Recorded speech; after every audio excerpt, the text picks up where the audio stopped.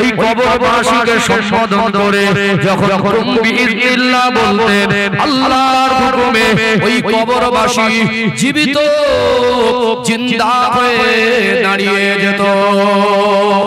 এটা ছিল হযরত নবী সাল্লাল্লাহু আলাইহি সাল্লামের মুজিজা। কোন কোন নবীকে আল্লাহ পাক তিনটের অধিক মুজিজা দিয়েছেন, কোন কোন নবীকে আল্লাহ সাতটার অধিক মুজিজা দিয়েছেন।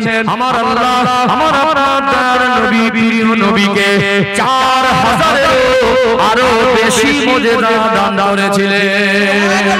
ও ভাইরা বাপেরা, নবী আর সাধারণ মানুষ এক নয়। আবার বলি নবী জিন নয়, ফেরেশতা নয়। আমার নবী মানুষ, আমরা মানুষ, তবে নবী হলেন সাধারণ মানুষ। আমাদের গায়ে যে ঘাম বের হয়, একটু ভারী কাজ করলে, একটু পরিশ্রম করলে, একটু খাটাখাটনি যদি বেশি হয়ে যায়, গায়ে থেকে ঘাম বের হয়। ওই ঘামটা দুর্গন্ধ না সুগন্ধ? কখনো আমাদের বন্ধু বান্ধব পাশে বসে বলে ফেলে তোর গায়ের ঘামটা একটু বেশি গন্ধ বের হচ্ছে। বিছানায় চলে গেলে কখনো বিবি বলে ফেলে তোমার গায়ে ঘামটা বেশি গন্ধ লাগছে। আল্লাহ দয়াময় তার প্রিয় হাবিবের আমার আপনার দয়াময় নবীর শরীর থেকে যে ঘাম বের হতো, ওই ঘামের ভিতর থেকে মিশক আম্বরের থেকে আরো বেশি খুশবু আমার আল্লাহ জারি করে দিতে। সাধারণ না অসাধারণ? পার্থক্য আছে না নেই? পার্থক্য আছে। ও ভাই জানেরা, সোনার মানিক যুবকেরা, আপনারা মেয়েরা, আমরা থুতু ফেলে দেই। নিজের থুতুটা গালের মধ্যে যতক্ষণ থাকে ঠিক থাকে, ওই থুতুটা যদি কোনো পরিষ্কার পাত্রে নিজে ফেলে, ওই নিজের থুতুটা কি পুনরায় খাওয়া সম্ভব হবে?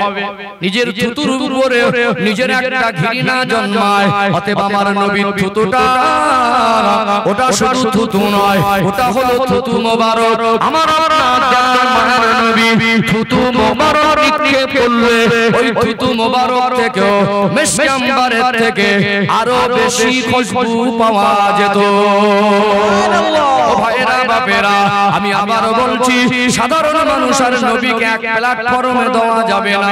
ভালো করে মগজে ঢুকিয়ে নেন। হিজরতের রাতে আমার আপনার মায়ের নবী মক্কা শরীফ ছেড়ে মদিনার রাস্তায় রওনা হয়ে গেলেন। কোথায় চলে যাবেন? নিজের জন্মভূমি ছেড়ে, পবিত্র মক্কা শহর ছেড়ে মদিনা শরীফে রওনা হবেন। রাস্তায় আল্লাহ নবী ক্লান্ত হয়ে পড়লেন। চতুর্দিকে দুশমনেরা খোঁজাখুঁজি করতে লাগলো। সঙ্গে ছিলেন হযরত আবু বকর সিদ্দিক রাদিয়াল্লাহু আনহু। ও ভাইরা বাপেরা, মক্কা শহরে গারে সুর বলে পাহাড়ের উপরে একটি গর্ত আছে। ওই পাহাড়টা আমি নিজে চোখে দেখেছি। আল্লাহ নবী বলতে লাগলেন, ও বাবা আবু বকর, একটু যদি আশ্রয় নিতে পারতাম, একটু যদি আরাম করতে পারতাম, একটু যদি কোথাও বসতে পারতাম ভালো হতো। আল্লাহ নবী ইশারা করে ওই পাহাড়ের গুহার মধ্যে গারে সুরের দিকে ইশারা করে বলেছিলেন, ও বাবা আবু বকর, চলো চলো একটু দেখি ওই পাহাড়ের মধ্যে যদি একটু গর্ত পাওয়া যায়, একটু দুজনা লুকিয়ে কিছুক্ষণ একটু আরাম করব। আমার নবীর পূর্ণিমার চাঁদের মতো চমকানো চেহারার দিকে হযরত আবু বকর সিদ্দিক রাদিয়াল্লাহু আনহু দেখলেন। আমার নবীকে এত বেশি ভালোবাসতেন। আমার নবীকে বলতে লাগলেন, ইয়া রাসূলুল্লাহ, ইয়া হাবিবাল্লাহ, আপনি যাবেন না, আপনি একটুখানি দাঁড়ান। ওটা হলো পুরানো গুহা। ওই জায়গায় গিয়ে আপনাকে নিয়ে একটু আশ্রয় গ্রহণ করব।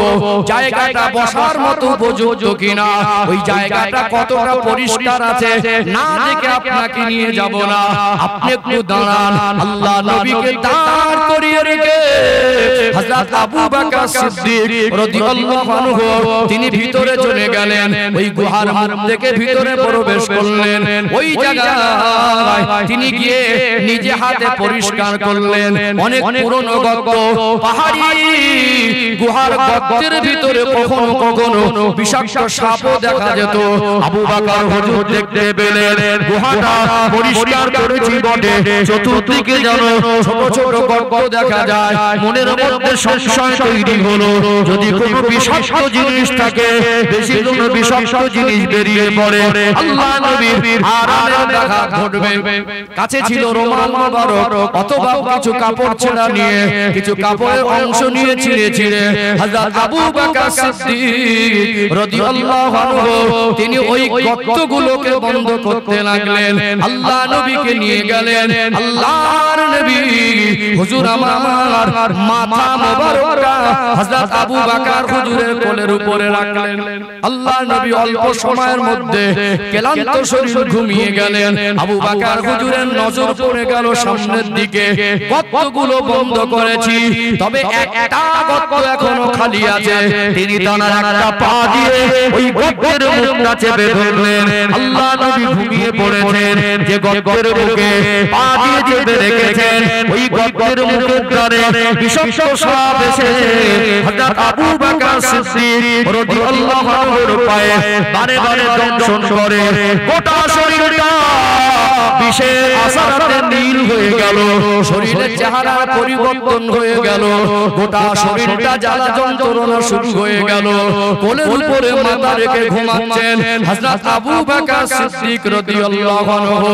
মনে মনে করছেন, আল্লাহ নবী ক্লান্ত, আমার নবীকে যদি জাগিয়ে তুলে দেয় আল্লাহ নবী কষ্ট পেয়ে যাবে। মনে মনে করছেন, একদিকে সাপের দংশন, অপরদিকে আল্লাহ নবীকে ঘুম থেকে ওঠানো, আমি সাপের দংশন সহ্য করে নেব, আল্লাহর নবীকে ঘুম থেকে ওঠাবো না। এত জ্বালা যন্ত্রণার মাত্রা বেশি হলো, সাপের কামড়ে বিষের আসারটা শরীরে এত বেশি পরিমাণে ছড়িয়ে পড়লো, চেহারাটা নীল হয়ে গেল। জ্বালা যন্ত্রণা সহ্য করতে না পেরে চোখ থেকে টপ টপ করে পানি ঝরে, দুই ফোঁটা গরম পানি আল্লাহ নবীর চেহারা মোবারকের উপরে পড়ে গেল। অমনি আমার নবীর ঘুম ভেঙে গেল, চক্ষু মোবারক খুলে দেখলেন আবু বকর সিদ্দিক রাদিয়াল্লাহু আনহুর চোখের কোণা থেকে পানি গড়িয়ে যায়, চেহারাটার পরিবর্তন হয়ে গিয়েছে, চেহারাটা নীল হয়ে গিয়েছে। নবী আমার হযরত আবু বকর সিদ্দিক রাদিয়াল্লাহু আনহুকে জিজ্ঞাসা করতে লাগলেন, ও বাবা আবু বকর, এমনি করে কেন কাঁদো? ও বাবা আবু বকর, তোমার চেহারা কেন পরিবর্তন? ওই সময় আল্লাহ নবীকে বলতে লাগলেন, ইয়া রাসূলুল্লাহ হাবিবাল্লাহ, মনে হয় আমার পায়ে কোনো বিষাক্ত সাপ বারবার দংশন করেছে। আল্লাহ নবী উঠে বললেন, আবু বকর কেন আমায় বললে না, কেন আমায় জাগালে না? আল্লাহ নবী বললেন, ও আবু বকর, কোথায় আপনাকে সাপে দংশন করেছে? আল্লাহ নবী নূরানি হাত দিয়ে একটু লালা মোবারক নিয়ে সাপে কামড়ানো অংশে আল্লাহ নবী লাগিয়ে দেওয়ার সাথে সাথে আমার নবীর লালা মোবারকের ওসিলায় আল্লাহ দয়াময় সাপের বিষটাকে আমার আল্লাহ পানি করে দিয়েছিলেন। জোরে বলেন না সুবহানাল্লাহ, নারে তাকবীর, নারে তাকবীর। আজকে যদি কোনো মানুষ নবীকে সাধারণ মানুষের সঙ্গে তুলনা করে দিতে চায়, একটা কেউটে সাপের বাচ্চা নিয়ে একটা ঘরের মধ্যে ওকে দিয়ে আর বন্ধ করে দেয়, ও সিদ্ধান্ত পাল্টাতে রাস্তা খুঁজে পাবে না। আল্লাহর নবীর লালা মুবারকের ওসিলায় আল্লাহ পাক সাপের বিষটাও পানি করে দিতেন। জোরে বলবেন না সুবহানাল্লাহ। আমাদের মুখের লালা সাপের বিষ পানি হবে, কি হবে? সেই জবান আছে আমাদের। সে রহমতের নবীকে কিছু মানুষ, আমার নবীর সম্মান আল্লাহ বাড়ান, কিছু মানুষের বুক ফেটে যায়।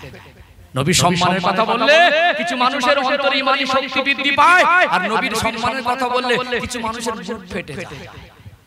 বলছি কি ঠিক বলছি না ভুল বলছি?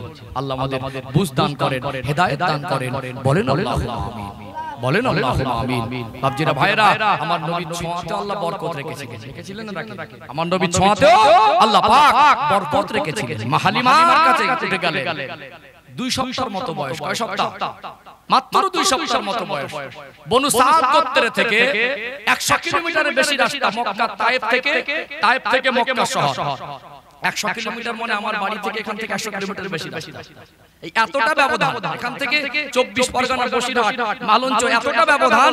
এই মক্কার শহরের যে উত্তপ্ত আবহাওয়া, গরম আবহাওয়া আর তায়েফের আবহাওয়ার ভিতরে অনেকটা পরিবর্তন, অনেকটা মানে একই কখনো নয়, অনেকটা ডিসটেন্স। অতএব এই 100 কিলোমিটার অনেক খুব যে বেশি দূর নয়, এই ডিসটেন্সের মধ্যে, এতটা দূরত্বের মধ্যে মক্কার হাওয়াটা এত গরম, মক্কার হাওয়াটা উত্তপ্ত, মক্কার গরম পরিবেশ। আর তায়েফে গেলে ওখানে ঠান্ডা বাতাস পাওয়া যায়। জোরে বলুন সুবহানাল্লাহ। অবাক হয়ে যাবে, তায়েফের হাওয়াটা আজও ঠান্ডা হাওয়া, আজও ঠান্ডা বাতাস পাওয়া যায়। জোরে বলুন সুবহানাল্লাহ। অতএব আল্লাহর নবীকে বনু সাদ গোত্র থেকে দুধ মাহালিমাতুস সাদিয়া নিতে এসেছিলেন।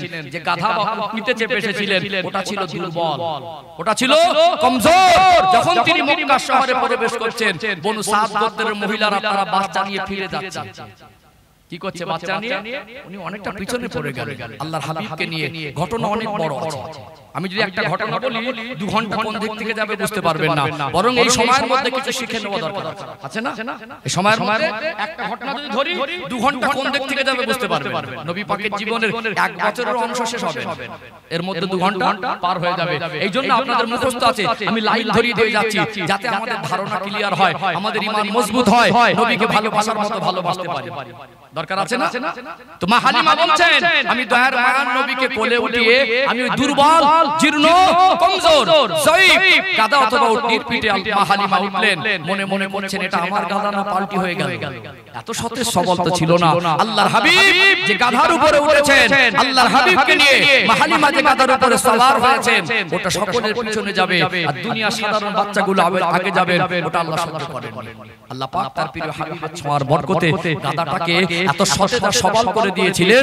মা হালিমা বলছেন, অল্প সময়ের ব্যবধানে আমি সকলের আগে যেতে শুরু করলাম। জোরে বলুন সুবহানাল্লাহ।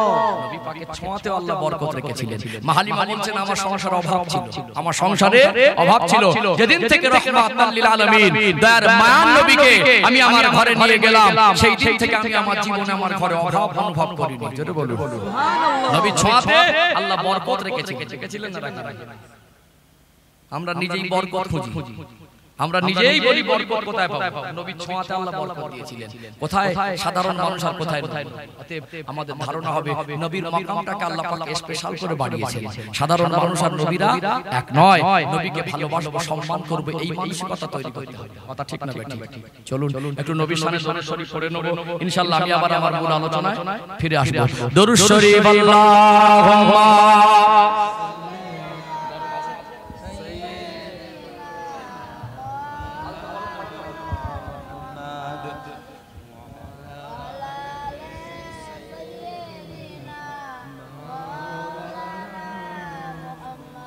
এতগুলো মানুষ একটু মহব্বতে পড়েন না, আল্লাহুম্মা সাল্লি আলা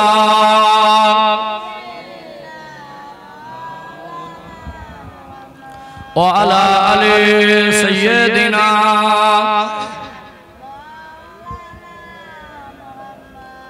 हब्बे अहमद जल्ही सीने में है, मैं आहूं मेरा दिल मदीने में है।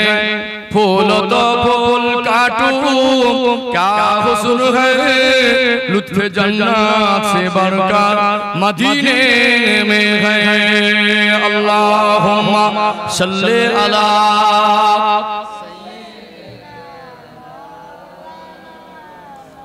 वाला अली सय्यदिना।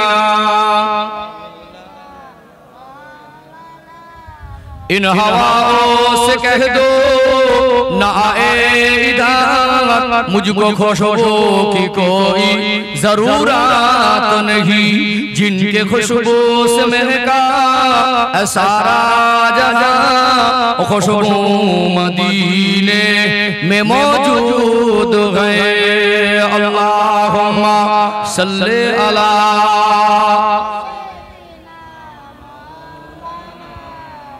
व अला अली सय्यदिना।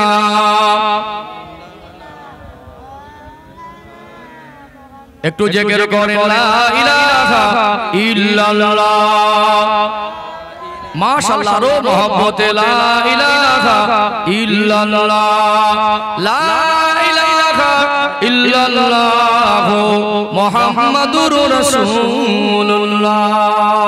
সকলে বলুন সাল্লাল্লাহু আলাইহি ওয়াসাল্লাম। সম্মানিত উপস্থিতি, এটা বলছিলাম নবীদের ভিতরে তিনটে বড় বৈশিষ্ট্য যেটা সাধারণ মানুষের ভিতরে।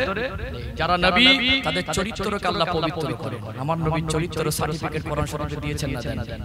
যারা নবী হবেন তাদের ভিতরে মুজিজা থাকবে। কি থাকবে? মুজিজা।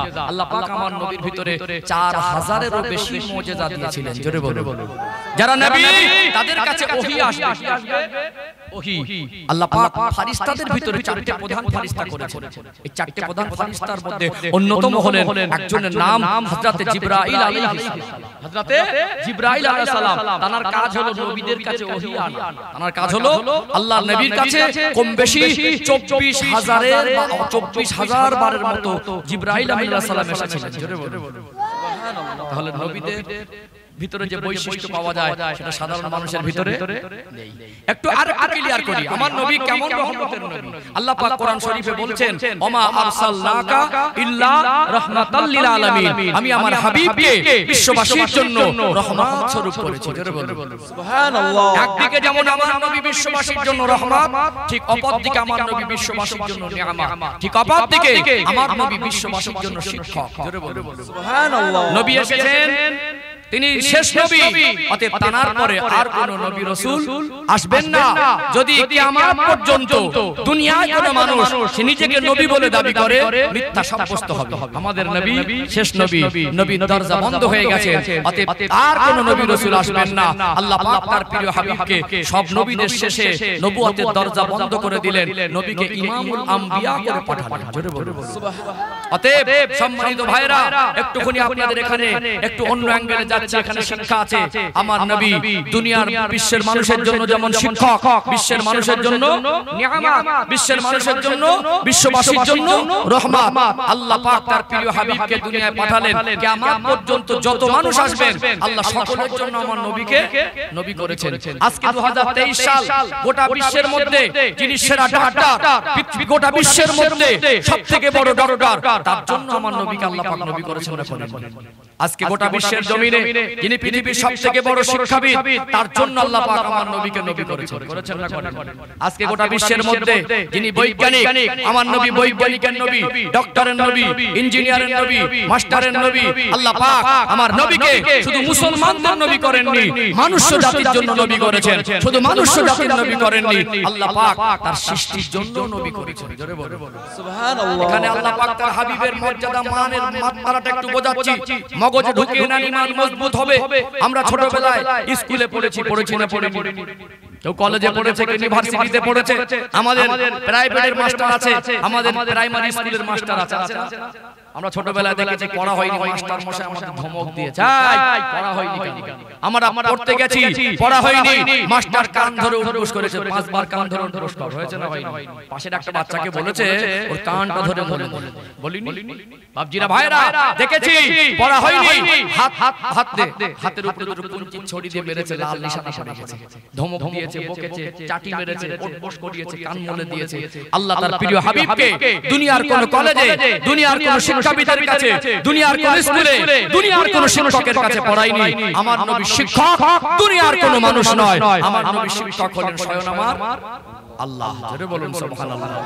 আজকে যদি নবী শিক্ষক থাকতো, ওই শিক্ষকের সম্মান করতে হতো, মানুষ বলতো ওই লোকটার কাছ থেকে জ্ঞান অর্জন করেছে। নবী যে জ্ঞান কথা বলছেন, উনি তো দুনিয়ার মানুষের কাছ থেকে জ্ঞান অর্জন করে বলেছেন। অতএব আল্লাহ তার প্রিয় হাবিবকে দুনিয়ার কোন শিক্ষকের ছাত্র না বানিয়ে বিশ্বের মানুষকে তার ছাত্র বানিয়েছেন। জোরে বলুন সুবহানাল্লাহ। ভালো করে বলুন জ্ঞানী শিক্ষিত মানুষ, এখানে অনেক বোঝার গভীরতা আছে। আজকে আমরা আমাদের নবীকে নিয়ে একটু পড়াশোনা করা দরকার আছে, অ্যানালাইজ করা দরকার আছে, নবীর জীবনী নিয়ে একটু ভাবা দরকার আছে। আল্লাহ পাক তার প্রিয় হাবিবকে কেন দুনিয়ার শিক্ষকের কাছে পড়ায়নি? আজকে আমরা যারা লেখাপড়া শিখেছি, মনে করুন একটা লোক চাকরি করে সুপ্রিম কোর্টের বিচারপতি, আর ছোটবেলায় আর বই পড়েছিল, বর্ণ পরিচয়টা পড়েছিল প্রাইমারি স্কুলে। শিক্ষকের একটা সম্মান আছে, আমরা শিক্ষককে পিতার নজরে দেখি, পিতার সমতুল্য সম্মান করি, শিক্ষক পিতার সমতুল্য সম্মান করি। যে লোকটা আজকে সুপ্রিম কোর্টের বিচারপতি, তার সামনে যদি ওই প্রাইমারি স্কুলের মাস্টারটা পড়ে যায় কি বলবে? মানবতায় স্যার ভালো আছেন বলবে না? আল্লাহ চাননি তার হাবিবকে দুনিয়ার কোন মানুষের ছাত্র করবেন, বরং পৃথিবীর মানুষকে আমার নবীর ছাত্র বানিয়েছেন। কথা ঠিক না বেটা? কি জ্ঞান দিলেন আল্লাহ? তার অন্যতম কারণ ছিল আমার নবীকে আল্লাহ পাক যে জ্ঞান দিয়েছেন, যে জ্ঞানে জ্ঞানান্বিত করেছেন, যে গুণে গুণান্বিত করেছেন। আজ থেকে 1400 বছর আগে যখন মেডিকেল সায়েন্সের জন্ম হয়নি, তার বাপ দাদার জন্ম হয়নি, আমার নবীর ভিতরে আল্লাহ যে জ্ঞান দিয়েছিলেন, আমার নবী তখনও চিকিৎসার কথা ইনফরমেশন দিয়েছেন। জোরে বলুন, কোন খাদ্য খেলে শরীর ভালো থাকবে, কতটা পরিমাণ খেলে শরীর সুস্থ থাকবে, কোন খাদ্য খেতে নিষেধ করেছেন, কোন খাদ্য বেশি করে খেতে বলেছেন, কোন দিকে কাজ হয়ে ঘুমালে হাড়টা ভালো থাকবে, সেই ফর্মুলা 1400 বছর আগে আমার নবী বিশ্বের মানুষকে ইনফরমেশন দিয়েছেন। জোরে বলুন, অবাক হয়ে যাবেন। নবীর ভিতরে যদি চিকিৎসা বিজ্ঞানের জ্ঞান না থাকতো, আজকে গোটা বিশ্বের বড় বড় ডাক্তাররা বলতো নবী তো স্কুল কলেজে পড়েনি, তিনি তো মানে চিকিৎসা সম্পর্কে কিছু ধারণা রাখতেন না। তার মনে মনে কখনো হতো আমি নবীর থেকে সে জ্ঞানী বেশি, মনে মনে হতো। কিন্তু আল্লাহ তার প্রিয় হাবিবকে এমন জ্ঞান দিয়েছেন গোটা বিশ্বে কিয়ামত পর্যন্ত যত বড় বড় ডাক্তার হোক, আমার নবীর কথার কাছে তাকে নত হতে হবে। কারণ আমার নবীকে আল্লাহ শুধু রহমত করে শিক্ষক বানিয়েছেন। আজ থেকে 1400 বছর আগে যখন দুনিয়ার মানুষ ল্যাবরেটরি মেশিন যন্ত্র আবিষ্কার করেনি, আল্লাহর নবী সাল্লাল্লাহু আলাইহি সাল্লাম একটা পাত্রে কুকুরে যদি মুখ দেয়, ওই পাত্রটা কবার ধৌত করলেই জীবাণু মুক্ত হবে, ওর ইনফরমেশন আল্লাহর নবী দিয়েছেন। জোরে বলুন। আজকে 2023 সালে চিকিৎসা বিজ্ঞান, মেডিকেল সায়েন্স এরা আজকে গবেষণা করছে যে নবী 63 বছরের জীবনে মিথ্যা বলেননি, যে নবী 63 বছরের জীবনে একটাও গালি দেননি, যে নবীর আখলাকে আচরণে মক্কার জাহিলিয়াতের যুগের মানুষেরা আমার নবীকে আল আমিন বলে ডাকতো। তার জীবনের কথাগুলো কথা নয়, আমরা কথা বললে কথা থেকে যায়, আমার নবীর কথাগুলো হাদিস শরীফে পরিণত হয়। জোরে বলুন, নবীর জবানে একটা কথা, একটা সেন্টেন্স, একটা বাক্য দুনিয়ার কোনো মানুষ আজ প্রমাণ করতে পারিনি, কিয়ামত পর্যন্ত পারবে না। কুকুরকে একটা পাত্রে মুখ দেওয়ানো হলো, খাওয়ানো হলো, ওই পাত্রটা নবী বলেছেন 7 বার ধৌত করবে, সম্ভব হলে মাটি দিয়ে। কি দিয়ে? 7 বার। আজকে মেডিকেল সায়েন্স, আজকে চিকিৎসা বিজ্ঞান এটাকে নিয়ে গবেষণা করছে। একবার নয়, একাধিকবার, 6 বার করে ধুয়েছে, জীবাণু মুক্ত হয়নি। প্রত্যেকটা বারে দেখা গেছে 7 বার ধোয়ার পরে জীবাণু মুক্ত হয়েছে। জ্ঞান দিলেন কে? আমার আল্লাহ। সম্মানিত বাপজিরা ভাইরা, আল্লাহর নবী বলেছেন খাদ্য খাওয়ার পরে থালাটা চেটে, খাদ্যের পাত্রটা চেটে পরিষ্কার করে খাবে, ওটা সুন্নাত। আঙ্গুলগুলো চেটে পরিষ্কার করে খাবে, ওটা সুন্নাত। 2020 সালে যখন মানুষ একটু উন্নত হলো, যখন ইন্টারনেট আবিষ্কার করলো, মোবাইল আবিষ্কার করলো, কম্পিউটার আবিষ্কার করলো, রকেট আবিষ্কার করলো, স্যাটেলাইট আবিষ্কার করলো, এরা কিছু মানুষ বলতে লাগলো ভদ্রলোক আবার হাত চেটে খায়, ভদ্রলোক আবার থালা চেটে খায়। কেন? আল্লাহর নবী বলেছেন, এটাকে নিয়ে গবেষণা করে দেখা গেছে আল্লাহর নবী সাল্লাল্লাহু আলাইহি সাল্লাম যে ইনফরমেশন দিয়েছেন, যে ফর্মুলা দিয়েছেন বিশ্বের মানুষকে, খাদ্য খাবার পরে যদি বেশি পরিমাণে খাদ্যের পাত্রটা পরিষ্কার করতে হয়, বারবার তাকে গালের মধ্যে আঙ্গুল দিয়ে ওটা পরিষ্কার করতে হবে। একটা মানুষ যখন খাদ্য খাবার শেষে বারবার গালের মধ্যে আঙ্গুল দিয়ে নাড়াচাড়া করে, আঙ্গুলটা চুষতে থাকে, আঙ্গুলটা পরিষ্কার করতে থাকে, আল্লাহর কুদরতি ক্ষমতায় মানুষের গালের মধ্যে একটা লালার উৎপাদন হয়। আর চিকিৎসা, মেডিকেল সায়েন্স, চিকিৎসা বিজ্ঞান বলছে ওই লালার ভিতরে মানুষের খাদ্য হজমের যে মেডিসিন প্রয়োজন, উন্নত মানের মেডিসিন তৈরি হয়। জোরে বলুন। আজ থেকে 1400 বছর আগে নবী যে কথা বলেছেন, যখন চিকিৎসা বিজ্ঞান, মেডিকেল সায়েন্সের বাপ দাদা 14 পুরুষের জন্ম হয়নি, তখন আল্লাহ নবী ইনফরমেশন দিয়েছেন না দেননি? তার নবী যতই পৃথিবীর বড় ডাক্তার হোক, আমার নবীর কথাটা তাকে মেনে নিতে হবে। নবীকে নবী বলে মানতে তার কোনো অসুবিধা হবে না, দ্বিধাবোধ হবে না। দুনিয়ার কোনো শিক্ষিত মানুষের ক্ষমতা হবে না বলতে পারবে যে আমি নবীর থেকে জ্ঞান পেয়েছি, এইটুকু বলার ক্ষমতা তার হবে না। বরং নবীর ভুল ধরতে গিয়ে, নবীর কথার ভুল খুঁজতে গিয়ে, নিজের জীবনের ভুলটা খুঁজে পেয়ে, নিজের জীবনের ভুলটা বুঝতে পেরে আজও শিক্ষিত মানুষ, হাই এডুকেটেড পারসন গোটা বিশ্বের কোণা কোণা থেকে আজকে পেপারে, ইন্টারনেট, ইউটিউবে আপনারা নিউজ চ্যানেলে খবর পাচ্ছেন একটা বিখ্যাত ডক্টর, একজন বিখ্যাত কবি, একজন বিখ্যাত ঐতিহাসিকবিদ, একজন বিখ্যাত ইঞ্জিনিয়ার, তারাও আজকে 1400 বছর পরেও নবীর কথা অ্যানালাইজ করে ইসলাম গ্রহণ করছেন। জোরে বলুন সুবহানাল্লাহ। আল্লাহ পাক তার হাবিবকে বিশ্বের মানুষের জন্য শিক্ষক করেছেন না করেননি? অবাক হয়ে যাবে মাইয়িত হয়ে গেলে মানুষ ইন্তেকাল করলে আমরা কি করি গোসল দেই কি করি গোসল দেই না গোসল দেওয়ার সিস্টেম পদ্ধতি আছে না নেই একটু উষ্ণ গরম পানি ওই গরম পানিটা কি দিয়ে হবে আল্লাহর নবী 1400 বছর আগে বলে গেছেন কুল পাতা অথবা বড়ই পাতা যেটা বলা হয় ওটা হলো কুল গাছের পাতা নবী বলেছেন মাইয়িতকে গোসল দেওয়ার সময় যদি সম্ভব হয় উষ্ণ পানি গরম করে ওই পানি গরমের সময় কুল পাতা ব্যবহার করবে আজকে এত গাছের পাতা আছে যখন মেডিকেল সায়েন্সের বাপ দাদা 14 গোষ্ঠী দুনিয়া আবিষ্কার হয়নি 1400 বছর আগে নবী কেন কুল পাতার কথা বলেছেন আজকে কুল পাতা নিয়ে পরীক্ষা করে দেখা যাচ্ছে কুল পাতার ভিতরে অ্যান্টিসেপ্টিকের পরিমাণটা বেশি জোরে বলো কথা কি বুঝতে পারছেন বাপজিরা ভাইরা আমার নবী পৃথিবীর সেরা ডাক্তার আমার নবী পৃথিবীর সেরা ইঞ্জিনিয়ার আমার নবী পৃথিবীর সেরা মাস্টার আমার নবী পৃথিবীর সেরা রাষ্ট্রপতি আল্লাহ পাক সর্বস্তরের মানুষের জন্য আমার নবীকে নবী করেছেন আল্লাহ পাক সর্বস্তরের মানুষের শিক্ষক আমার নবীকেই বানিয়েছেন জোরে বলো সুবহানাল্লাহ আলোচনা বুঝতে পারছেন এগুলো দরকার আছে না জানা দরকার আছে না নেই আমি বলছিলাম না ওয়াজের কোয়ালিটি অনেক আছে আমি বিভিন্ন স্তরে কথা বলি আপনারা কিছুটা এই লাইনে আছেন আপনারা আবার আমার ভাষা ভঙ্গি বুঝতে পারছেন তো বুঝতে পারছেন তো মানুষ একটু আপডেট হয়েছে আজকে মানুষকে ঘন্টা 2 ঘন্টা একটা ঘটনা বলে পার না করে দিয়ে কিছু উপহার হিসেবে দিয়ে যেতে পারলে মনটা তখনই আমার বেশি তৃপ্তি হবে কি গো দরকার আছে না এগুলো দরকার আছে না এতে আমাদের কি হবে ঈমান মজবুত হবে এতে আমাদের কি হবে শয়তান সব সময় মনের মধ্যে ধোঁকা দেয় শয়তান সব সময় মনের মধ্যে ধোঁকা দেয় আমাদের নবীর সম্মান মর্যাদা সম্পর্কে জানা হলে ঈমান মজবুত হয় কি হয় ঈমান মজবুত হয় দরুদ শরীফ আল্লাহুম্মা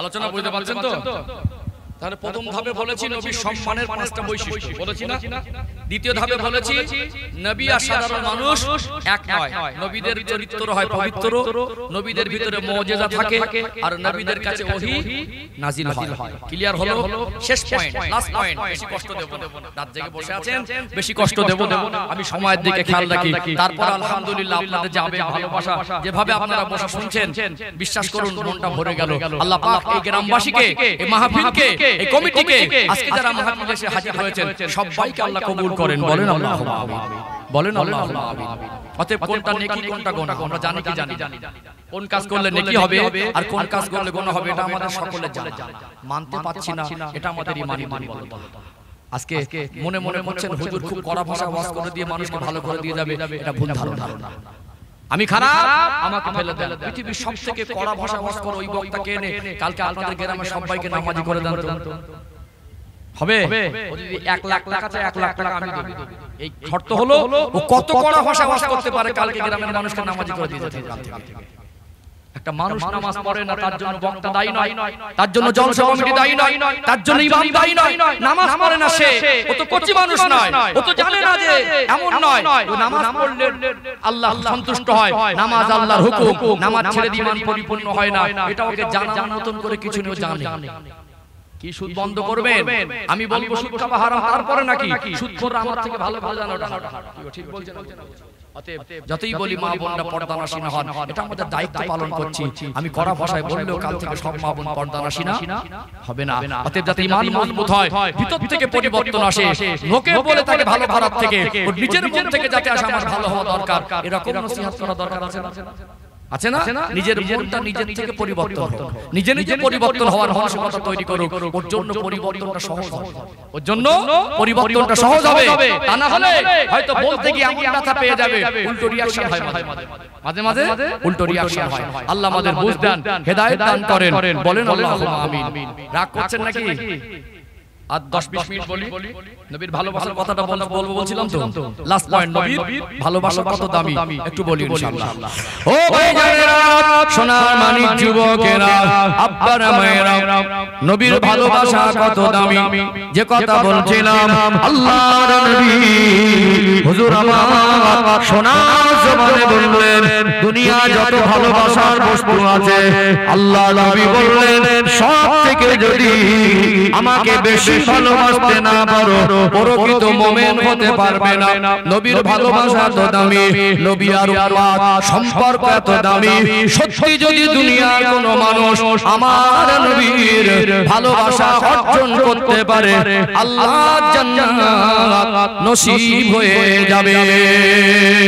ও ভাইরা বাপেরা, কখনো গেছেন বেড়াতে বকখালি, কখনো গেছেন দীঘায়, কখনো গেছেন আজমিরে, কখনো গেছেন দার্জিলিং এ, কখনো গেছেন গ্যাংটকে। পৃথিবীর কোথাও কোথাও ঘুরতে গেলেন, ওই জায়গা থেকে ঘুরে এসে বন্ধু বান্ধবের কাছে গল্প করে বোঝাতে পারবেন আল্লাহ মক্কা মদিনা জমিনটাকে এত নিয়ামতি জমিন করেছেন। মক্কা মদিনায় গিয়ে ঘুরে এসে মনে হবে আল্লাহ তিনি জানো সব থেকে দামি দামি নিয়ামতগুলো মক্কা মদিনা জমিনে দিয়েছেন। জোরে বলুন সুবহানাল্লাহ। জীবনে একবার নিয়ত করে নেন, ও দয়াময় আল্লাহ মরণের আগে যেন আমার নবীর দরবারে যেতে পারি, মরণের আগে যেন আপনার কাবা ঘরে যেতে পারি। বিশ্বাস করুন টাকায় যে হজ করবেন সম্ভব নয়, আস্থার জ্বলন্ত প্রমাণ। এমনও মানুষ আছেন 10 বার হজ করতে পারবে, এতটা টাকা তার কাছে জমা আছে। ওই লোকটা কবরে চলে গেল, হজে যাওয়া হলো না, মনটা পড়েছিল মক্কা মদিনার দিকে। আল্লাহ দয়াময় কোনো না কোনো ওসিলা করে আল্লাহর কাবার মেহমান করে নেয়। নিয়ত করেন মক্কা মদিনায় যাব। এই চোখ দিয়ে দুনিয়ার সম্পদ দেখেছেন, মক্কা মদিনায় গেলে এই চোখ দিয়ে আল্লাহর জান্নাতি নিয়ামতগুলো দেখা যায়। আল্লাহর কাবা ঘরের দেওয়ালের কোণে একটি পাথর আছে, এটা দুনিয়ার কোনো অংশ নয়, এটা দুনিয়ার কোনো পাথর নয়। ওই পাথরটার নাম হলো হাজারে আসওয়াদ। ওই পাথরটা এটা হলো জান্নাতি পাথর। ওই পাথরে চুমা দিলে আল্লাহ দয়াময় বান্দার হক ব্যতীত জীবনের সব গুনাহগুলোকে আমার আল্লাহ ক্ষমা করে দেয়। আরেকটি পাথর আছে, ওটা হলো মাকামে ইব্রাহিম। ও ভাইরা বাপেরা, আল্লাহর কাবা ঘর সংস্কার করেছিলেন দুইজন নবী, বাপও নবী ছেলেও নবী, হযরত ইব্রাহিম সালাম নবী, হযরত ইসমাঈল আলাইহিস সালাম নবী। আল্লাহ দয়াময় জান্নাত থেকে একটা পাথর পাঠিয়েছিলেন, লিফটের কাজ করত। আল্লাহর কুদরতি ক্ষমতা উপরে উঠতো আবার নিচে নেমে আসতো। যে জায়গায় পাথরের উপরে জান্নাতি পাথরে পা দিয়ে দাঁড়িয়ে দাঁড়িয়ে আল্লাহর কাবা ঘর তিনি সংস্কার করেছিলেন। ওই জান্নাতি পাথরের উপরে আমার আল্লাহ হযরত নবী ইব্রাহিম আলাইহিস সালামের কদম মোবারকের ছাপটা তুলে দিয়েছে। ওটা কোন পাথর? জান্নাতি পাথর। দেওয়ালের কোণে যে পাথর ওটা জান্নাতি পাথর। ওই পাথর ছোঁয়া ঠোঁট লাগানো, ওটা ভাষায় বলা যাবে? ভাষায় বলা যাবে? দীঘায় গিয়ে ঘুরে এসে গল্প করে বোঝাতে পারবেন, ওর অনুভূতিটা ভাষায় বোঝাতে পারবেন না। ও নামাজ পড়ি, একটু ইমামের কেরাত ভালো হলে বলে খুব ভালো ভালো নামাজ পড়িয়েছি। নামাজ পড়বেন, মক্কা মদিনায় গিয়ে জান ঠান্ডা হয়ে যাবে। জোরে বলুন সুবহানাল্লাহ। আল্লাহ নবী যে মসজিদের প্রতিষ্ঠাতা, আমার নবীর মসজিদ, মসজিদে নববী শরীফের একটি অংশ আছে, ওটা দুনিয়া না, ওটা দুনিয়া জমিন নয়। নবী সোনার জমানে বলেছেন ওটা আল্লাহর জান্নাতের টুকরা। জোরে বলুন সুবহানাল্লাহ। কুল্লু মান আলাইহা ফান ওয়া ইয়াবকা ওয়াজহু রাব্বিকা যুল জালালি ওয়াল ইকরাম। আল্লাহ দুনিয়াকে সব ধ্বংস করে দেবেন, সব ফানা করে দেবেন, কেবল মাত্র আল্লাহ জাত পাক বাকি থাকবেন। কিন্তু আল্লাহ পাক এই ধ্বংস করার আগে, কিয়ামত সংঘটিতর আগে ফেরেশতাদের বলবেন আমার ওই নিয়ামতগুলো তুলে নিয়ে এসো, ওগুলোর উপরে কিয়ামত করা যাবে না। অতএব আল্লাহর নবী যেটাকে জান্নাতের অংশ বলেছেন, রিয়াজুল জান্নাহ, আল্লাহ পাক বলবেন আমার হাবিব বলেছেন জান্নাতের বাগান, ওতে সন্দেহের অবকাশ নেই। ওইটাকে তুলে আমি আল্লাহ জান্নাতে জমা করে দেব। জোরে বলুন সুবহানাল্লাহ। ও ভাইরা, সোনার মানিক যুবকেরা, আব্বারা মায়েরা, ওই রিয়াজুল জান্নাহ হলো আল্লাহর নবীর হুজরা মোবারক, মা আয়েশা সিদ্দিকা রাদিয়াল্লাহু আনহার হুজরা মোবারক, আর আল্লাহর নবীর ইমামতির জায়গা এই মাঝখানটা 50 ফুট হবে বলে মনে হয় না। এত একটা ছোট অংশ। আল্লাহর নবী মক্কায় 13 বছর নবুয়তি জীবন, মদিনায় 10 বছর। না জানি ঘর থেকে বেরিয়েছেন, ইমামতির জায়গায় গেছেন, ঘর থেকে বেরিয়েছেন, ইমামতির জায়গায় গেছেন, 10 বছর ওই জায়গা থেকে যাতায়াত করেছেন। মনে হবে যেখানে বসবেন, যেখানে সিজদা দেবেন, যেখানে বসে দোয়া চাইবেন, মনে হবে আল্লাহ নবীর নূরের কদমে ছোঁয়া সব জায়গায়। ও ভাইরা বাপেরা, বেঁচে থাকা অবস্থায় জান্নাতে যাওয়া, বেঁচে থাকা অবস্থায় আল্লাহ জান্নাতে প্রবেশ করা, এটা মামুলি ব্যাপার নয়, এটা ছোট ব্যাপার নয়, এটা শুধুমাত্র নসিবের ব্যাপার। ওই জায়গায় গিয়ে 2 রাকাত নামাজ পড়ে আল্লাহ পাকের দরবারে দোয়া চাইলে ওই দোয়াটা আল্লাহ পাকের দরবারে কবুল হয়ে যায়। ওই রিয়াজুল জান্নাহ যেটা 50 ফুটেরও বেশি হবে না, তার অনেক কম হবে, গোল গোল পিলিয়ার আছে, জায়গা ছোট, এত বরকত ওই জায়গার ভিতরে লুকিয়ে আছে। ওই ছোট জায়গার ভিতরে এত লম্বা হিস্টোরি আছে, অবাক হয়ে যাবে। সংক্ষেপে বলছি, সবটা বলার অবকাশ পাবো না, কয়েকটা আপনাদের তুলে ধরি। একটি গোল পিলিয়ার আছে, ওই পিলিয়ারটার নাম হলো উস্তুনে জিবরাইল আলাইহিস সালাম। আরেকটি পিলিয়ার আছে, ওই পিলিয়ারটার নাম হলো উস্তুনে আয়েশা রাদিয়াল্লাহু আনহা। আরেকটি পিলিয়ার আছে, ওই পিলিয়ারটার নাম হলো উস্তুনে আবু লুবাবা। আরেকটি পিলিয়ার আছে, ওই পিলিয়ারটার নাম হলো উস্তুনে হান্নানা। আরেকটি পিলিয়ার আছে, ওই পিলিয়ারটার নাম হলো উস্তুনে উহুদ। আরেকটি পিলিয়ার আছে, ওই পিলিয়ারটার নাম হলো উস্তুনে সারির। এতগুলো গোল গোল পিলিয়ার, নামকরণের পিছনে যে কটা পিলিয়ার, প্রত্যেকটা পিলিয়ারের পিছনে হিস্টোরি আছে না নেই? সংক্ষেপে বলছি, ওই পিলিয়ারটা হলো উস্তুনে জিবরাইল। আল্লাহ নবী সাহাবাদের নিয়ে বসে থাকতেন, কখনো কখনো আল্লাহর ফেরেশতা হযরত জিবরাইল আমিন আলাইহিস সালাম মানুষের রূপ ধারণ করে আমার নবীর মজলিসে এসে বসতেন। সুবহানাল্লাহ। সাহাবারা বুঝতে পারতেন দেহিয়া কালবি রাদিয়াল্লাহু আনহু চেহারাটা সুন্দর ছিল, তিনি কোনো কারণবশত যদি মসজিদে না থাকতেন, তার চেহারা নকল করে আল্লাহর নবীর মজলিসে বসে পড়তেন। পাশে সাহাবারা বুঝবেন কি করে? কিন্তু আল্লাহ নবী নজর যাওয়ার সাথে সাথে মুস্কে হেসে দিতেন, আপনি আল্লাহর ফেরেশতা, চোখে চোখে কথা হতো, আমি রাসূল, এটা আমি বুঝতে পেরেছি। জোরে বলো সুবহানাল্লাহ। নবীর চোখে ফাঁকি দেবে? নবীর চোখে ফাঁকি দেবে? ওখানে বারবার বসতেন, যেহেতু জিবরাইল আলাইহিস সালাম মানুষ রূপে বসতেন, এইজন্য ওই জায়গাটা একটা খুঁটি, ওই পিলিয়ারটার নামও দিয়েছে উস্তুনে জিবরাইল আমিন আলাইহিস সালাম। জোরে বলো সুবহানাল্লাহ। একটা জায়গা এত বরকত, নবী বলতেন এই রিয়াজুল জান্নাহর ভিতরে এমন একটা জায়গা আছে, এত বরকত বেশি, তোমরা জানলে ওই জায়গাটা ছাড়বে না, পাগলের মতো দখল করে থাকবে। নবী বেঁচে থাকা অবস্থায় বলেন, আল্লাহ নবীর ওফাতের পরে আম্মা জান আয়েশা বলছেন, আমি আয়েশা জানি আল্লাহ নবী আমাকে বলে গেছেন এই বরকত জায়গাটা হলো ওটা। তাহলে জায়গাটা চিহ্নিত হয়েছে কার থেকে? মা আয়েশা রাদিয়াল্লাহু আনহা থেকে। এইজন্য ওই জায়গায় যে পিলিয়ার দেওয়া হয়েছে, মা আয়েশা থেকে চিহ্নিত ওই বরকতময় জায়গা বলে ওই জায়গার নাম, খুঁটিটার নাম দিয়েছে উস্তুনে আয়েশা রাদিয়াল্লাহু আনহা। নবী ইতিকাফ করতেন মসজিদে নববী শরীফে, যেখানে ইতিকাফে থাকতেন ওই জায়গাটার নাম হলো উস্তুনে সারির।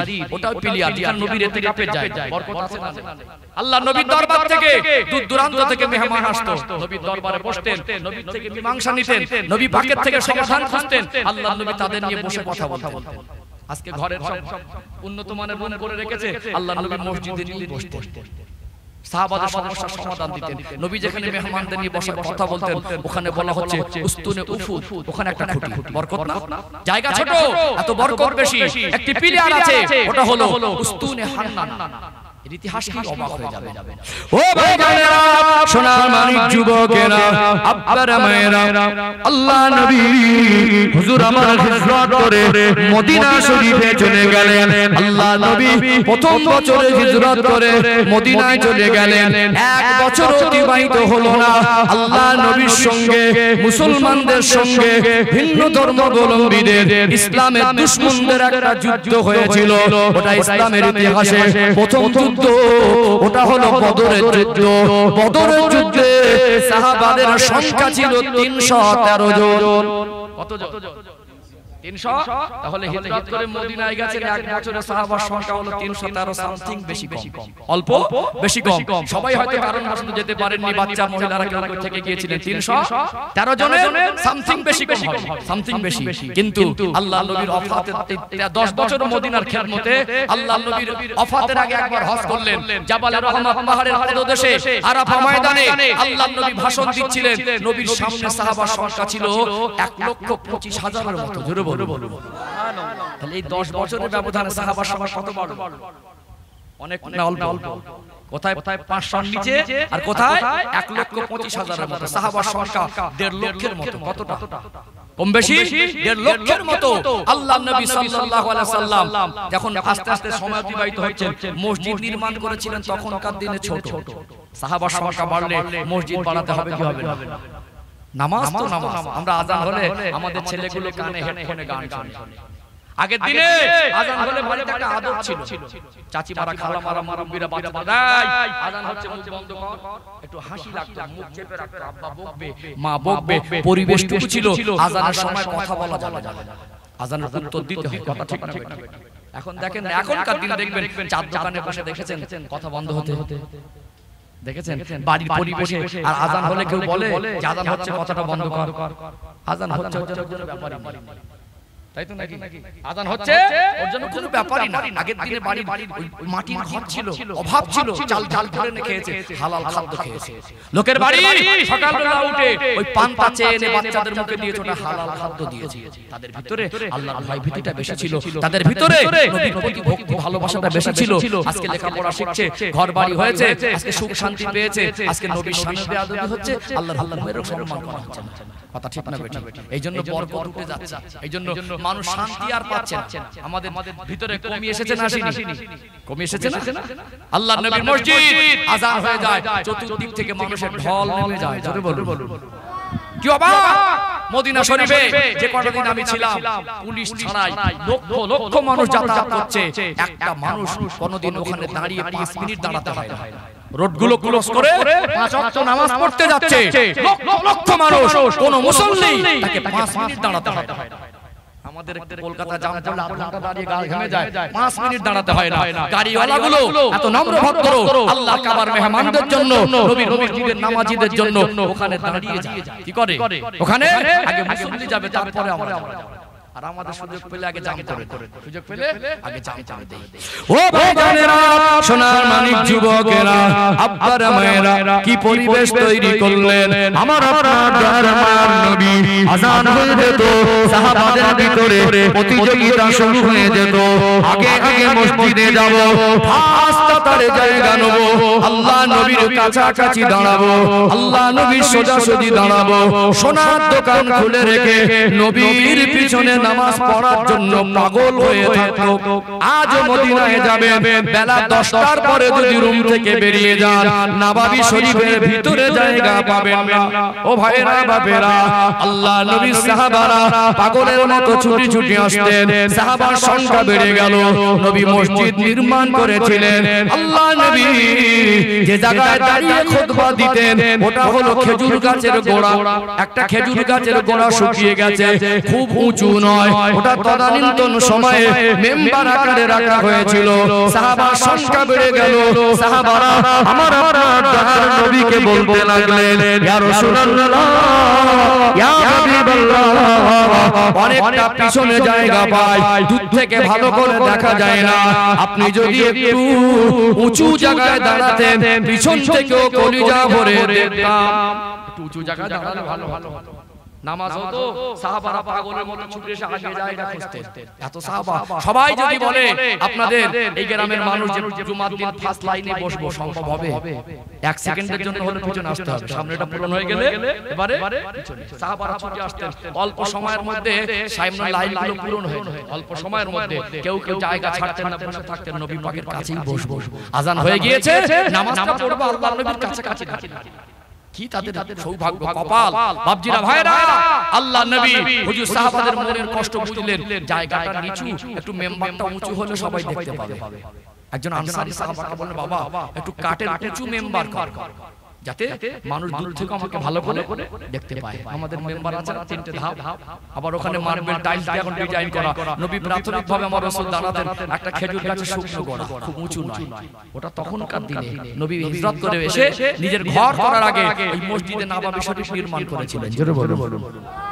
ও ভাই ভাইরা, সোনার মানিক যুবকেরা, আব্বারা মায়েরা, আল্লাহ নবীর সাহাবী ওই আনসারী সাহাবী একটা সুন্দর মেম্বার করে দিলেন নববী শরীফে নতুন মেম্বার স্থাপন হয়ে গেল আল্লাহ নবীর সাহাবী হযরত বেলাল রাদিয়াল্লাহু আনহু আযান দিয়ে দিলেন আযান শুনে সব সাহাবারা হাজির হয়ে গেলেন আজকে নবী আমার খেজুর গাছের গোড়া ছেড়ে ওই নতুন মেম্বারে দাঁড়িয়েছেন সাহাবারা পিছন থেকে আল্লাহ নবীকে দেখতে পাচ্ছেন তবে আল্লাহ নবী খুতবা দিচ্ছেন কারোর মনে কষ্ট নেই কোথা থেকে যেন বাচ্চা মানুষের মতো করুণ সুরে কান্নার আওয়াজ ভেসে আসে এ কান্নাটা কিসের কান্না মানুষের কান্না নয় আল্লাহর নবীর মহব্বতে ওই খেজুর গাছের গোড়াটা মানুষের মতো চিৎকার মেরে কাঁদে বাচ্চা মানুষের মতো কাঁদে আমার নবী আর থাকতে পারলেন না ওই মিম্বার থেকে নামলেন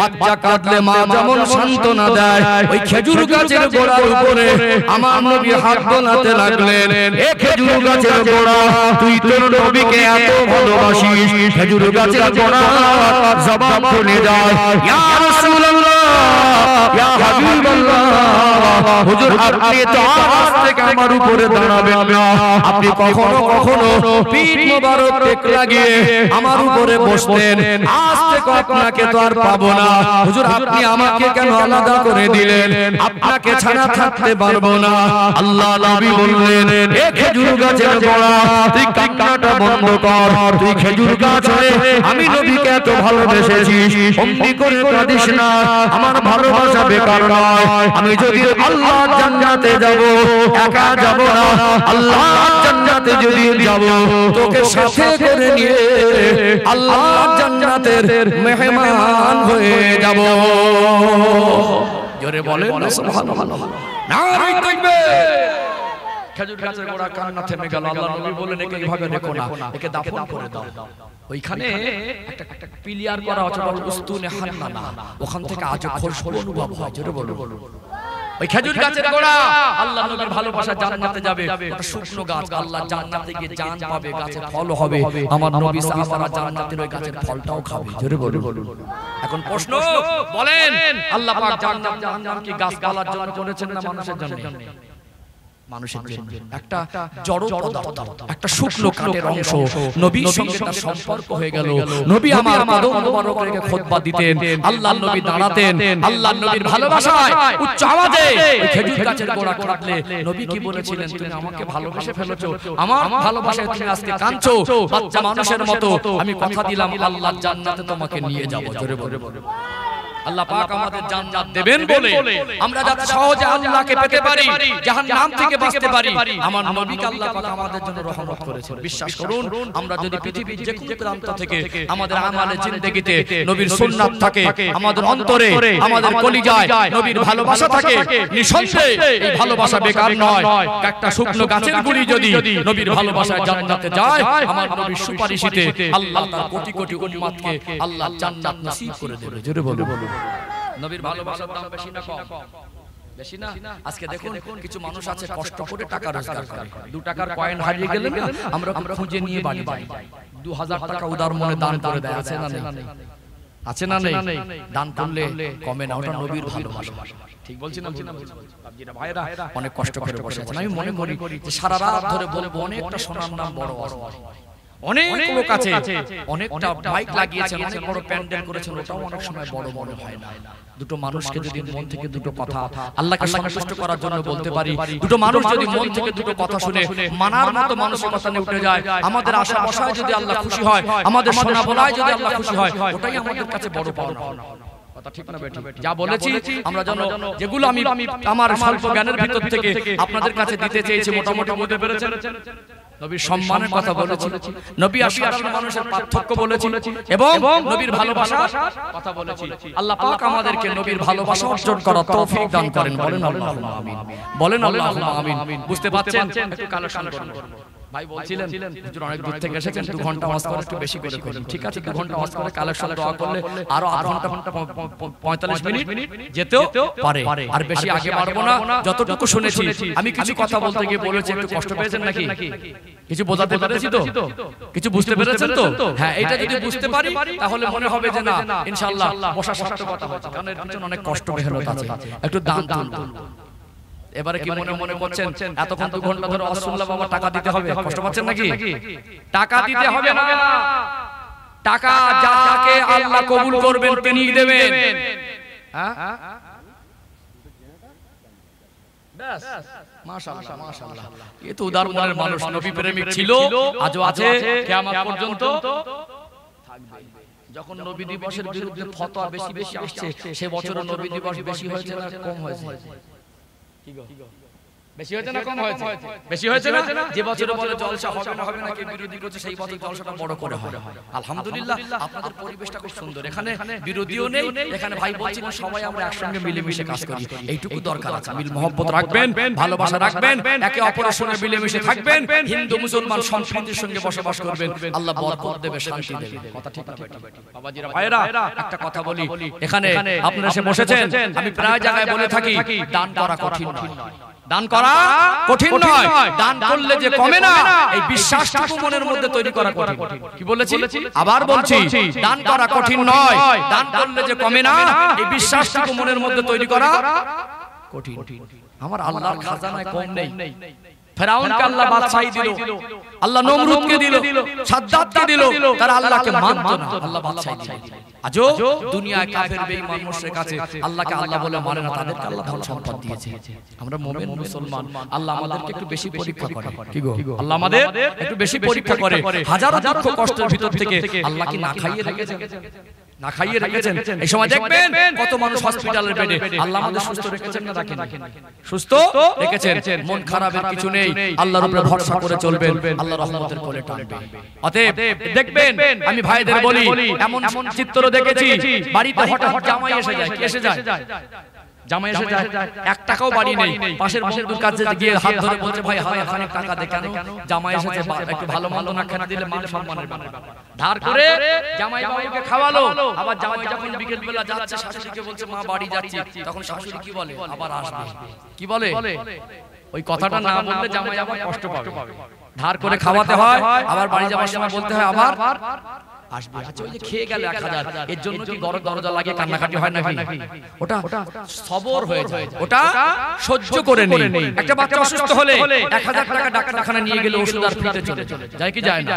এর জন্য আমাদের কষ্ট হয় না। বাড়ি এসে অসুস্থ বাচ্চা সুস্থ হলে মুখে হাসি ফোটে, টাকা যায় যা, আল্লাহ সুস্থ করেছে। হয় কি হয় না? অতএব দান করলে আল্লাহ 3টে বিষয় বরকত দেবে। আপনার সম্মান ইজ্জতকে বাড়াবে। আপনি যে টাকা দান করবেন, আল্লাহ ওটা ভক্ষণ করেন না, আল্লাহ যে কোনো মাধ্যম থেকে আপনার অর্থ আপনাকে ফেরত দেবে। আপনার অর্থ আপনাকে ফেরত দেবেই দেবে, এতে সন্দেহের অবকাশ নেই। যতটা দিচ্ছেন অতটা দেবে না, আল্লাহ 10 গুণ বাড়িয়ে দেবে। জোরে বলুন। আল্লাহর ওয়াদা আছে, আমরা ঈমান তৈরি করি। দান করা কঠিন নয়, দান করলে কমে না, আল্লাহ বরকত দেয় 10 গুণ। বিশ্বাসটুকু তৈরি করা কঠিন। ঠিক বললাম না? দান করলে কমে না, দান করলে সম্মান বাড়ে। আর দান করলে আল্লাহ পাক তার বাড়িতে বালা মুসিবত, রোগ বিমার, বিপদ আপদ থেকে আল্লাহ হেফাজত করে। জোরে বলুন সুবহানাল্লাহ। দান করতে কি লাগে? অনেক টাকা লাগে। বড় দানি হতে গেলে অনেক টাকা লাগে না, মন লাগে। আল্লাহ নবী যদি একটু বেশি করে দান চেয়েছিলেন, হযরত ওমর ফারুক রাদিয়াল্লাহু তাআলা সম্পদের অর্ধেকটা জমা করলেন। কতটা? সম্পদের অর্ধেকটা। সেদিন মনে মনে ভাবছিলেন, আমার যে পরিমাণে আজকে সম্পদ নবীর কদমে দিয়েছি, এতটা পরিমাণে সম্পদ আবু বকর সিদ্দিক রাদিয়াল্লাহু আনহু নেই। অতএব দানি যদি হয় আবু বকর হুজুরের থেকে বড় দানি আজ আমি হব। কি হব? বড় দানি আমি হব। আবু বকর শেষের দিকে আসলেন। নবী বললেন, বাবাজি একটু দেরি করে কি নিয়ে আসলেন? বেশি অনেক অ্যামাউন্ট না। ওমর হুজুরের মধ্যে এত অর্থবিত্ত না, একটা ছোট্ট কাটুরি হুজুর ঘরে যা ছিল সবটা এনেছিলেন। জোরে বলুন। মালের অ্যামাউন্টটা কম, মালের অ্যামাউন্টটা কম। ওমর হুজুর সম্পদের অর্ধেক দিয়েছেন। সেদিন চোখ থেকে পানি ঝরছিল ওমর হুজুরের, বলছিল তিনি, ওমর রাদিয়াল্লাহু আনহু সেদিন বললেন, আমি আবু বকরের থেকে অনেক মাল দিতে পারি, আবু বকর হুজুরের থেকে বড় দানি হতে পারি। আমি মাল দিয়েছি অনেক বেশি, কিন্তু আমি তুলনামূলকভাবে দানি এত বড় হতে পারিনি। আমার ভাইয়েরা, বাবাজিরা, মিল মহব্বত রাখবেন। ছেলেরা ভাইয়েরা মিলে করে, আপনাদের সন্তানরা করছে, মুরব্বিরা তাদের জন্য দোয়া করবেন। কি করবেন? এরা আমাদের সন্তানেরা, আমাদের ভাই। আজকে এরা করছে, পরের জেনারেশন একদিন হাল ধরবে, দরকার আছে না? অতএব মাহফিল থাকলে কি হবে? আজকে এমন সন্তান আছে, 1টা বছর হয়ে গেল আপনার কবরের ধারে যায় না, 1টা বছর হয়ে গেল মায়ের কবরের ধারে যায় না। এখান থেকে আমরা খালি যাব না, দোয়া করে যাব। দোয়া করে যাব। অতএব একদিন আমরা থাকবো না, আমাদের সন্তানরা, আমাদের আলাউলাদরা, আজ গাজীর চকের মানুষ এখানে বসেছে, আগামী বছর আল্লাহ চাইতো বসবে। আমরা চলে গেলে আমাদের সন্তানগুলো এখানে বসে বসে তাহাজ্জুদ রক্তে আমাদের জন্য চোখের পানি ফেলে দোয়া করে বাড়ি যাবে। পরিবেশ বাঁচাতে হবে না? মাহফিলের দরকার আছে না নেই? আছে। বাপজিরা ভাইরা, অতএব প্যান্ডেল ওই আমার আলাউদ্দিন ভাই আছে এখানে না? রান্নার কাছে গুজরাটে আছে। আচ্ছা, আমাদের আলাউদ্দিন ভাই গুজরাটে আছে। আমি পড়াশোনা গুজরাটে করেছি। কোথায়? গুজরাটে পড়াশোনা করেছি।